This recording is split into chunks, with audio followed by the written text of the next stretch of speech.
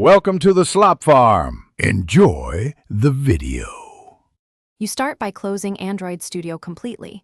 Use Activity Monitor to force quit any lingering processes. Back up your projects now so you can restore later, and note where the SDK and AVD files live, typically in ~library/android/SDK and ~. Once done, sign out of any connected accounts to avoid sync surprises. Doing these steps first saves time and prevents data loss. You'll remove app files safely once you've verified your copies and paths. Next, you delete the main application and its components. Drag Android Studio.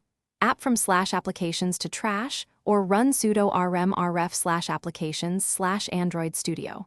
App in terminal if you prefer.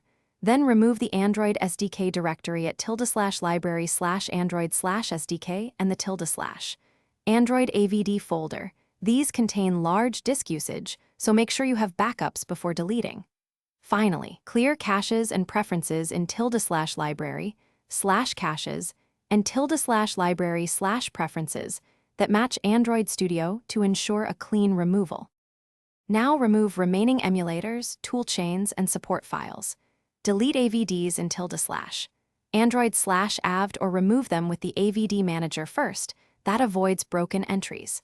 Then delete Android Studio support directories and global Gradle caches if you no longer need them. Empty the trash and reboot your Mac to clear locked files. If something goes wrong, check Activity Monitor for processes, rescan the library folders, and restore from your backups. Permission issues can prevent deletions. Thanks for watching. Consider subscribing if we helped you today.